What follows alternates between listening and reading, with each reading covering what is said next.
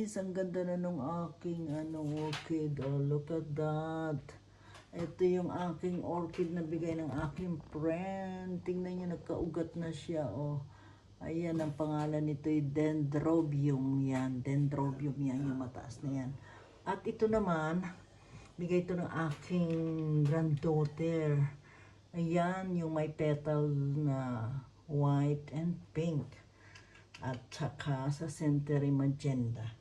Ayan. Guys, at ito namang isa ay Echeveria. Echeveria yan, guys. Ito, ang pangalan naman nitong may flower na to is Phalaenopsis orchid. Ayan, commonly known as a moth. Ayan, moth orchid. Ito ay maganda siya. Oh, tingnan niyo guys. Nagka-flower na siya. Ayan. Tapos dalawang niya na. Flower yan. Oh.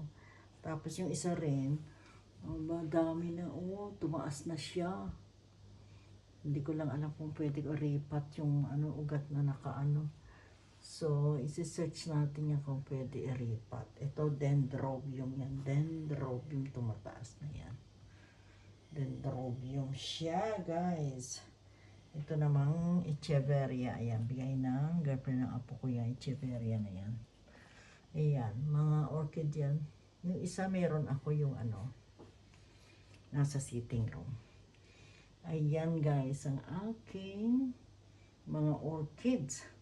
Ganda ang kanilang mga Ayan, buhay na buhay. At saka nagpa-flowering siya. Ang gagaling. Oh, tingnan nyo. Ayan oh.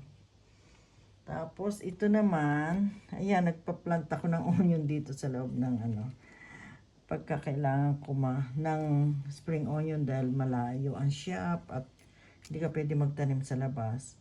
Ganyan lang ginagawa ko pagka ako'y magluluto ng palabok. Dito lang ako kukuha. Yan, ganyan lang ginagawa natin. O, instant, spring onion, guys. Ganyan lang ginagawa ko. Pagka yung ibang sa bahay, sa loob ng bahay lang ako nag-aano ng vegetable. Ayan, kita nyo guys, so ganyan lang. Para-paraan lang guys. Kita nyo akin, natutuwa ako dito sa aking mga orchids. Ang gagaling oh, may mga flower at nag-aano na siya. Ayan. Ayan, thank you guys. Ayan oh, kita nyo ang flower niya, ang ganda. Ayun pa yung isang flower doon. Ang galing talaga oh guys. Ayan, nagbubunga pa yung iba. Ayun pa yung isa rin oh. Galing! Thank you guys. Ayan. Thank you so much for watching. Ayan naman ang aking aloe vera guys. Oh, look at that. It's very nice. Tumutubo na siya. Dati maliit lang siya. Ayan, lumataas na siya.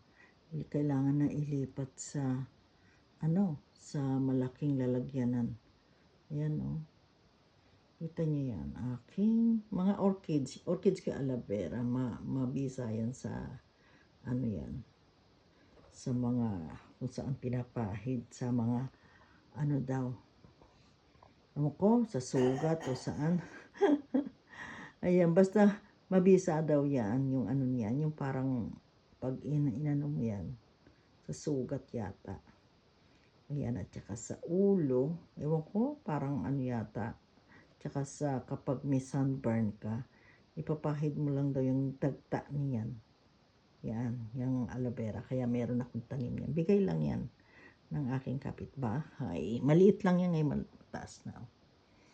Ayan, ang aking mga orchids. Ayan naman guys, ang aking spider. Ayan ang spider plant. Yan ko ba tinawag na spider? Yan kasi yan. Nagbunga pa yan dito sa mga dulo-dulo. Yan ang aking spider plant sa loob ng bahay yan. Spider plant. Ayan, pagka sa labas yan kaya pinasok ko. Ayan, maliit lang yan. Bigay lang din yan ng friend ko.